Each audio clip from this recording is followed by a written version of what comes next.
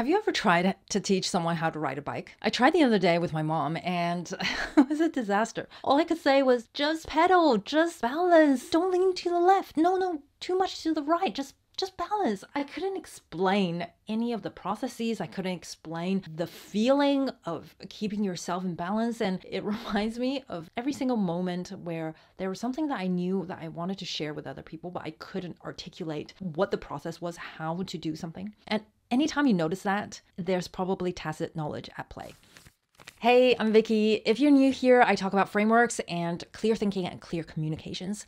And at the core of all of these things, of finding clarity, is tacit versus explicit knowledge. So first, what is tacit knowledge and what is explicit knowledge? Knowledge is defined as information that has been processed, organized, structured in some sort of way. And British polymath Michael Polanyi, he said that there are specifically two types of knowledge: explicit and tacit. Explicit knowledge, as we all know it, is knowledge that we can articulate with symbols, with language, things that we can transfer to others, share with others, and just be able to explain what is going on. So things like formulas, equations, facts, frameworks, these are all explicit knowledge. As most of us know, in traditional education systems, explicit knowledge really makes up the entire education experience. And it's true that explicit knowledge is the building blocks of our knowledge. But as we also all know, especially those who have been through the traditional education system, it's not quite representative of usefulness of the real world, what we learn in school, right? It sometimes feels really arbitrary. It feels like we're just rote memorizing things. We don't know how to apply them. We don't know why we're learning these things in the first place. And so that's where the second type of knowledge come in, and that's tacit knowledge. And these knowledge are things that you cannot easily articulate. You cannot easily formalize. They are hard to pin down, hard to use language and symbol to explain, and they are deeply rooted in our experience, in our intuition, in our own sets of insights. So they're highly contextualized, highly personal, hence not really easily articulated. This is what Naval talked about in How to Be Rich Without Being Lucky. You have to build specific knowledge that only you have and society can't train you for. Because if they can train you, they can train other people. This is anywhere from how an artist draws, how an artist sings, to how do you create your own taste, how do you curate your life, how do you intuitively exude charisma, and how do you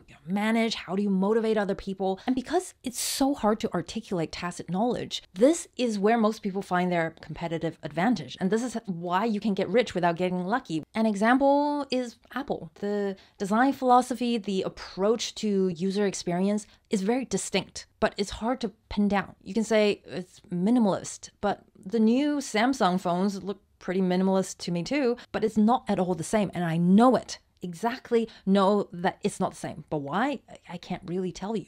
And this really fuels the competitive advantage of Apple. There was a recent survey done with Gen Z, and 88% of them said that they currently own an iPhone, and 88% of them say that their next phone will also be an iPhone. There's no interest in foldables, no interest in the legitimate functions and features that I think personally are much better than the iPhone. But just like Gen Z, I have both. I have iPhone and Android, and yet I keep on coming back to buy iPhones even though I know and I like the Android better. That is tacit knowledge that becomes competitive advantage. Let me know whether you also think like a Gen Z.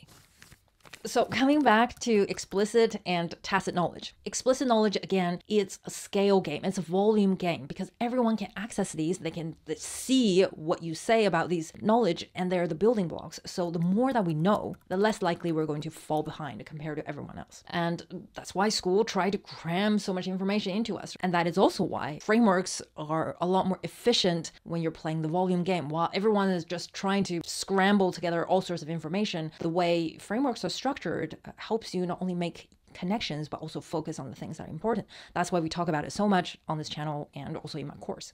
Now, what schools forgot was tacit knowledge. It's the stuff that you can't articulate. It's not the stuff that you can't teach. It's just that you can't teach it with symbols and language. And this is why they say you need experience. right? It's not good enough to understand things at a cognitive level. You have to be able to get your hands dirty and learn by doing. This is also why you hear a lot in interviews of successful people. How did you do it? A lot of it was, there was an intuition. When I saw this, I knew that I had to do X, Y, Z, right? Jeff Bezos started Amazon because he saw one piece of statistic that the internet was growing 2,300% per year. He's not the only person who saw this, but he is the only person who went ahead and revolutionized commerce. He knew not because of the data, he knew because of all his experience leading up to seeing that piece of data. And sometimes it's not even backed by data. Sometimes it's contrary to what the data says. I actually made a whole video on this because I'm really passionate about this topic. But to give you 2 examples here that help demonstrate what it means to have tacit knowledge. Steve Jobs decided to have one button on the iPhone when all of the experts, all of the data pointed that, hey, we need a keyboard like BlackBerry, like everyone else at the time. Otherwise, people were going to find it really uncomfortable and inconvenient. But Steve Jobs knew counterintuitively that the one button is necessary. It's game changer. Akio Morita of Sony, he was the one that was so adamant about the Walkman. And I'm sorry to our Gen Z viewers, you probably don't know what a Walkman is. It is this thing that was the predecessor of iPod, basically. Everyone else was telling him, no, it needs recording capability. But the Walkman, as it is, was really what revolutionized how we listen to music. And there was no data supporting any of this, but they knew. They had this feeling. I can't explain it to you, but I know this is where we're headed. And for many of us, I don't know, maybe most of us, knowing that it's a feeling feels like it's less valid, but we're trying to answer the question, if you can't explain it, can you still know it? And with tacit knowledge, the answer is yes, you can. In fact, if you can explain it, it won't be tacit. If it's not tacit, other people can know it too, and that's your competitive advantage gone. The idea between explicit and tacit knowledge is really they are complementary. We can't just have one without the other. So what does that mean for knowledge workers? All of us who work with knowledge, what do we do with tacit and explicit knowledge? Well, there are 4 things we need to do specifically to build a strategic moat around our knowledge. Number 1 is with explicit knowledge, we need to make sure we have a reasonable volume of these so we don't fall behind. And the answer to doing this smartly, because it's a volume game, you can't just work hard, you have to work smart here, is to use frameworks. You have to understand the direction that you're going in, what to focus on. We have to know the bigger picture, right? We have to have the structure so that we can fill in the details as we go. The second step is internalizing explicit knowledge into tacit knowledge. This means putting into practice what you learn, which is very generic and not very helpful advice. But the thing is, we want to focus on connections. And this comes back to what Charlie Munger is talking about. He talks about taking mental models, taking frameworks, and hanging it onto a lattice work of knowledge. And this lattice work, most people make the mistake of saying, oh, so, I want to order Charlie Munger's lattice work. Where do I get one of those?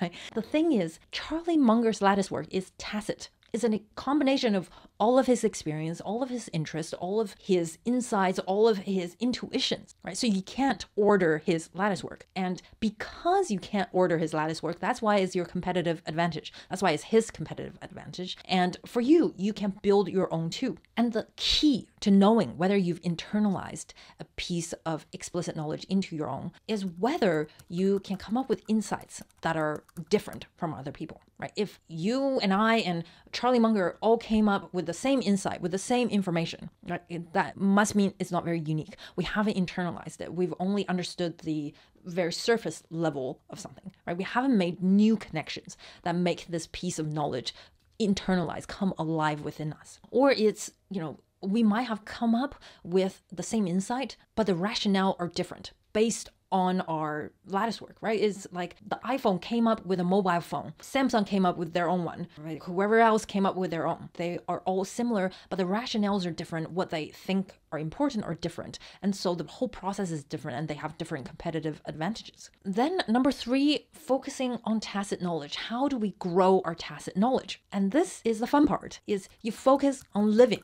You focus on experiencing things. You focus on noticing what makes you know something different from someone else based on similar sets of facts of information. This is definitely a weak suit for most of us because we haven't learn how to do this, right? We haven't learned how to try things, make mistakes, notice our feelings.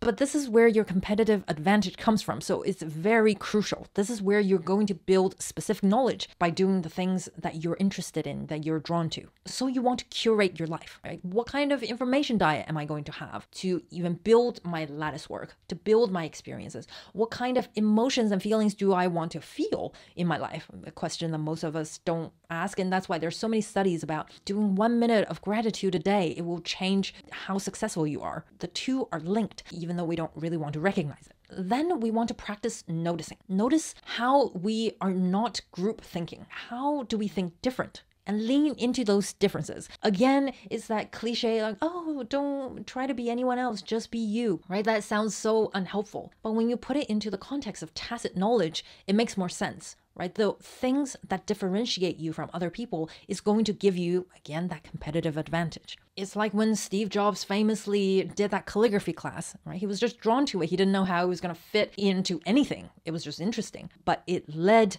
to creating Apple, to Pixar. It was fundamental. Then step 4 is externalizing tacit knowledge into explicit knowledge, right? You're going to try to articulate what is hard to articulate. This is about creating and articulating your own frameworks. What we are trying to do here is articulate the connections that other people don't see, because again, they don't have your lattice work, right? So they don't see the same connections as you. We have to work backwards to think about how can we show someone how we can get to the connection. This is why case studies at Harvard Business School is so effective that everyone else has taken on this, right? You have to take what's tacit and start to explain it. Start to pick out the important parts and help people connect the dots. This is also why autobiographies and biographies are really popular. How can we take someone's life and break it apart and pick out the important pieces? And again, connect the dots for people. We talk a lot about this on this channel as well as in my course. You can find some links down below and check out this video here for more framework thinking, and I'll see you in the next video. Bye!